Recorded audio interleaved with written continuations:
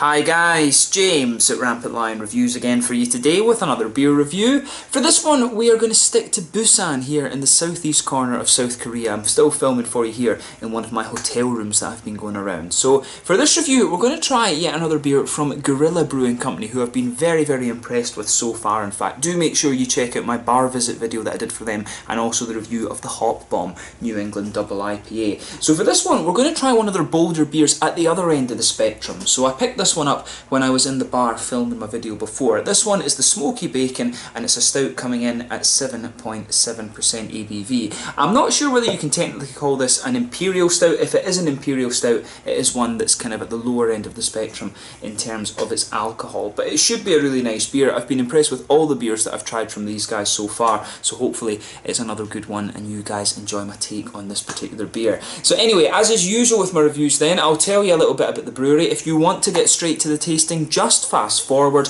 All the usual links are in the description below. That's the brewery website, the link to my other reviews that I've done from Gorilla Brewing Company before. Hopefully I can add some more in the fairly near future. There's all the usual social media. If you want to see more beer reviews, do please consider subscribing to the channel. The whole channel of course has a geography based tagging system, so you can go into the homepage and search for beer based on country, city, state, county, prefecture, whatever it is you're interested in. Do check out the playlist of beers from different countries. There is one there for all the South Korean beers that I'm reviewing for you.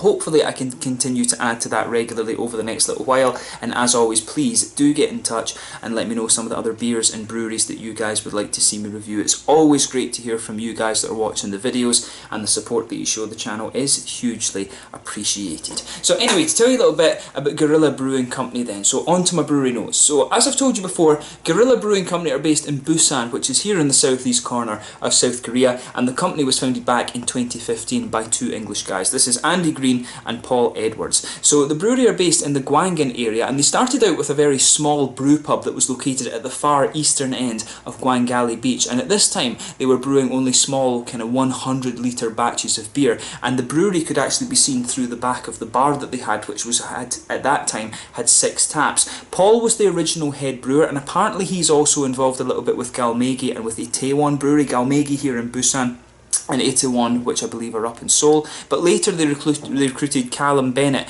who was the head brewer of Crate Brewery in London, and then he became a partner in the brewery. In March of 2017 they moved to a new brewery closer to Gwangali Beach, which has the brewery downstairs and a much larger bar area as well. But they serve food, they're known for their pizza, and they also host beer yoga classes as well. Apparently they chose the name Gorilla for the brewery, and because it's the same in English as it is in Korean, and at the moment they've produced, as of July 2019, they've produced around 27 different types of beer, and these are all a wide variety of different styles. One of the other really interesting points about this brewery as well is that they have their own hop farm too, which is quite interesting. So I don't know if they grow any of their own varieties, but I do know they are growing their own hops here in Korea. That was all the information I was actually able to find on this brewery for the moment. I was using Kansai Beer Lovers, which I was really surprised about. His article was pretty damn good on this one, so thank you to him for producing this one. It can be a little bit difficult to find some information on these South Korean breweries, so I really do apologise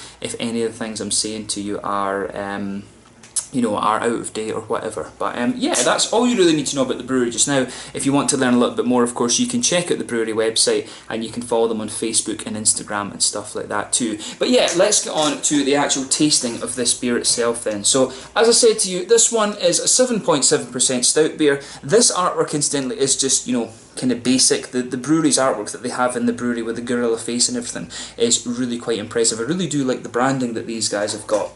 But I think this is just one of these kind of plain cans they get and fill up sort of straight out the tap and seal it. But yeah, really nice. Their artwork, as I say, is really nice, and hopefully they start canning their beers. They do put the Gorilla IPA into normal bottles, but I was keen to try something that was a little bit more kind of bold than that. Let me just see about getting this guy open. There we go. So let's get it out and into the glass then. So yeah. As you can see, and as you would expect from a stout beer, this one is poured a lovely dark ebony rosewood colour. So this beer no, definitely looks the part as a stout. You can see there's a good bit of carbonation visible on the sides of the glass of this one. I just rinsed it out before filming this review, so you know the carbonation is going to show up a little bit more on the side of the thing. In terms of colour, if I hold it up to the light, it is pretty much pitch black. It does have a little bit of a kind of Coca-Cola dark chestnutty sort of edge to it. You can see there was a half finger of a frothy, I would say medium tan head on this one. A couple of big bubbles sticking towards the side of the glass now. That bigger batch of carbonation has just kind of disappeared and dissipated. But you know, it looks pretty nice, and nothing overly surprising about this beer in terms of its appearance when you consider that it's a stout, imperial stout kind of thing. I'm not really sure where the border between being a stout and an imperial stout should be. I've always said if it's over 7.5%, that's an imperial IPA, and I guess probably you can say the same when it comes to stout. If it's over 7.5%, or you know, I'd be more tempted in the case of a stout to say it's 8%. You would consider it as being an imperial stout, but you know, you've got to have some level of parity, so maybe that's me being a little bit biased towards certain styles or whatever. But yeah, let's take a closer look at the aroma then and just see how we get on with this one. Incidentally, when you're moving the beer around, it's got a really nice brown sugary note coming out of it, so let's take a closer look at it. Oh, yeah, that's really nice. Straight away, it's a really nice blend of smoky, more meaty smoke, and brown sugar. They did actually say, I did have that in my notes, so the hops and malts in this one apparently were smoked by Manimal Smokehouse, which I believe is a smokery somewhere around the Busan area. But yeah, I do suspect, going by the aroma of this, I think they'll be using Weirmann smoked malts in here. One of the things about Weirmann malt, and I did notice that they had bags of these in the you know, in the tap room when I was there, and I did say in the videos before I even noticed that there was a kind of German smoothness to some of their beers too, and I wouldn't be surprised if they were using German malt. I do think they're using malts that are, you know, I suspect there will be a little bit of Weirmann smoked malt in here as well as the ones that they've smoked themselves. But yeah, really nice, more meaty, smoky type quality to this one. It definitely has a little bit of that kind of porky, bacony type thing. And there's not really any toasty black malt to this one. It's definitely got a little bit of a woody, kind of nutty aroma to it. Lots of brown sugars. The brown sugar, incidentally, is a really toasty brown sugar. It's a little bit kind of syrupy in terms of its aroma, but it's also quite well fired, if that makes sense. But yeah, you can almost just smell a little bit of a toasty black malt quality underneath this one, which is nice. Yeah, I really like how all the malt base in this one is going together. As I've said in the other videos I've done for Guerrilla Brewing Company, I have actually been impressed with how the malt bases go together in these beers. And I've always been a big fan of beers that get the malt base right. A lot of people just go for the hops and balancing the hops and things like that and just put a pale malt base. For me, if you can get the proper blend in the malt base, I think that's the best approach when it comes to craft beer. But for me, this one, the aroma in this is absolutely beautiful. I like the malty side of this beer. On the hoppy side of things, nice little bit of earthiness. The earthiness isn't too bold actually. As you come further forward along the sides of the sides of the nose, if you like, it actually smells as if it's coming forward at you. As you come along that, you get a little bit more of a kind of grassiness and a slightly floral quality to the beer as well.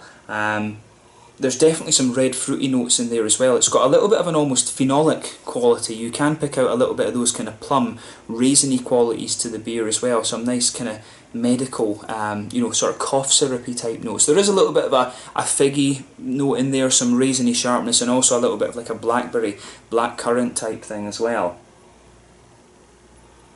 But yeah, really interesting aroma to this one. It's got a hell of a lot of depth to it, so do make sure you take a little bit of time and just enjoy the aroma of this beer before you get stuck into it. But let's have a taste of this one then and just see how we get on. This one is the Smokey Bacon, a stout coming in at 7.7% from Guerrilla Brewing Company here in Busan in South Korea. Let's get stuck in. Slanja, skål, gombe.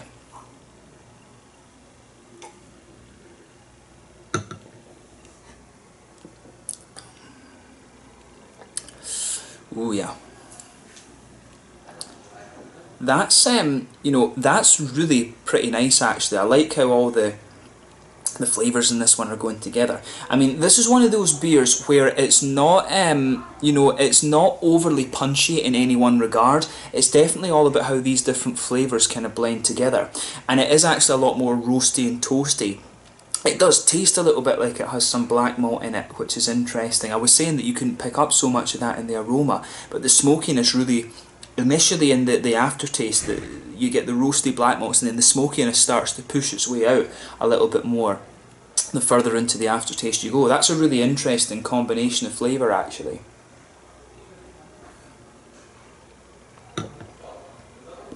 Yeah, I really like this one. You know, again, big thumbs up to Guerrilla Brewing Company. This one, I'm not surprised that this is a good beer actually, because I was impressed with their the British Stout beer that I tried in that taster sampler kind of thing that I did, which was really nice. It had, you know, that was around a kind of 6% beer, and I really quite liked that, to be honest with you. And to try to have something that's a little bit higher in its alcohol content, it just kind of shows how good a brewery this is. So definitely doing a good job here.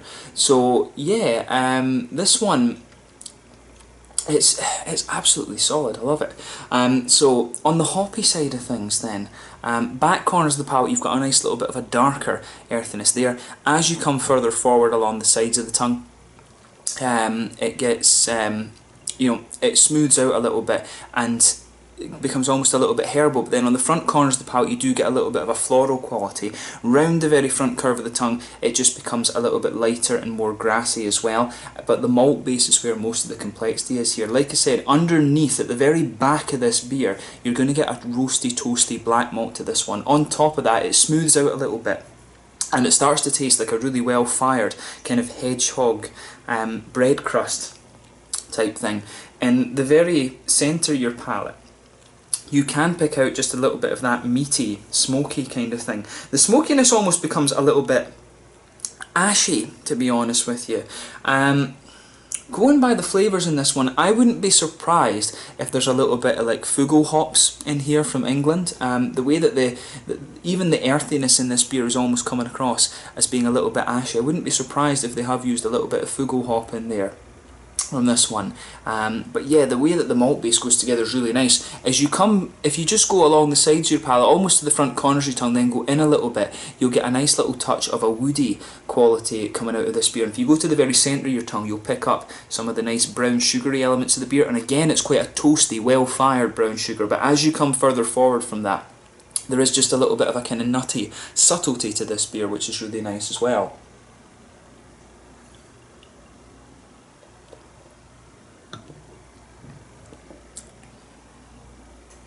But yeah, I really like how all the flavours in this one go together. This is a really lovely stout beer. It's a bit dangerously drinkable for being 7.7% actually. To be honest, if I tried this, I'd probably think it was a little bit heavier in alcohol than it is. I'd probably think it was around 8.5%, 9%, somewhere in that kind of region. So it's a bit, this beer is deceptively drinkable, I would say. It's nice, this beer. Don't take that comment in the wrong way. But yeah, the fruity side of things is interesting too. As I always say, the fruity side of the beer comes out in that little oily bubble behind the front curve of your palate.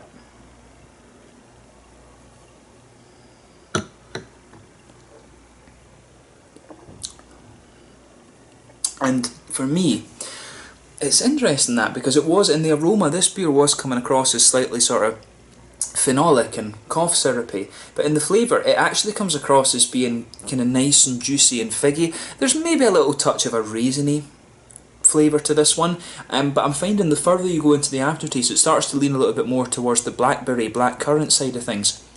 Could there be a little bit of Williamette in here? I'm not sure. Or maybe there could be maybe Williamette. Summit's the other one that kind of comes to mind, and Fugo. Maybe that's the hop combination they're using in this one. As I say, I always like to play guess the hops when it comes to beers where you don't know. But I really like how this one goes together, and it's a really solid, it's a really pretty solid stout beer, this one. I like how everything goes together in it. So big thumbs up to the guys at Gorilla Brewing Company again for pulling off something really solid at the other end of the spectrum. I'd love to see these guys have a go at a Scotch ale, an 80 shilling wee heavies type thing. That would be interesting to see, because if they can pull off a nice kind of smoky stout like this, I think they could do a pretty awesome Scotch ale. Maybe that's something to try from them at some point in the future. But yeah, in terms of the mouthfeel then, this beer...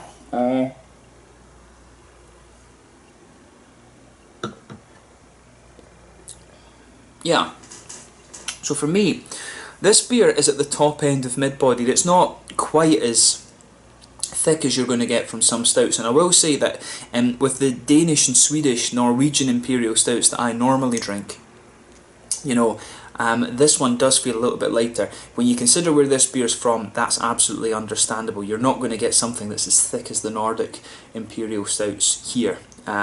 Just because of the climate and stuff like that. Carbonation's really smooth in this one. To me, it's got an oily quality to it, but at the same time, it's quite a wet mouthfeel, this one, generally, I think.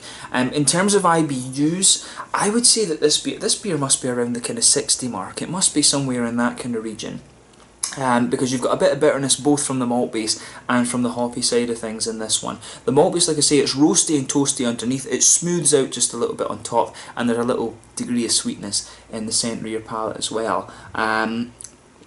You know, the hops are nice. The hops give the beer a good little bit of dryness, and it's also got a really juicy, fruity quality to it as well. But overall, I really like how everything goes together in this one, and this is an absolutely solid stout beer for me. I'm not sure whether it's right to call it an imperial stout, but it is on the very border of, you know, high alcohol stout, lower alcohol imperial stout. That's probably a fair description of it. But another very nice beer from Gorilla Brewing Company, and this will be the last one you see in the review for a little while, I think. So it's been great to try some of their beers, and I hope you've enjoyed my take on this one and the others that I've reviewed for you as well. And hopefully I can come back and visit these guys at some point in the fairly near future. But yeah, let's leave it at that for this one then. This one is the Smokey Bacon, a stout beer coming in at 7.7% from Gorilla Brewing Company here in Busan, and I really would recommend that you check out this brewery if you get the chance. Make sure you check out my other review of the Hop Bomb, and check out the bar visit video that I did as well, and just make sure you go and try some of their beers if you find yourself in South Korea. But yeah, thank you again for watching my reviews. Until the next time, please like, subscribe, share, all the usual YouTube stuff. Let me know your own thoughts on this beer in the comment section below. Let me know what your favourite beers are from Gorilla Brewing Company as well,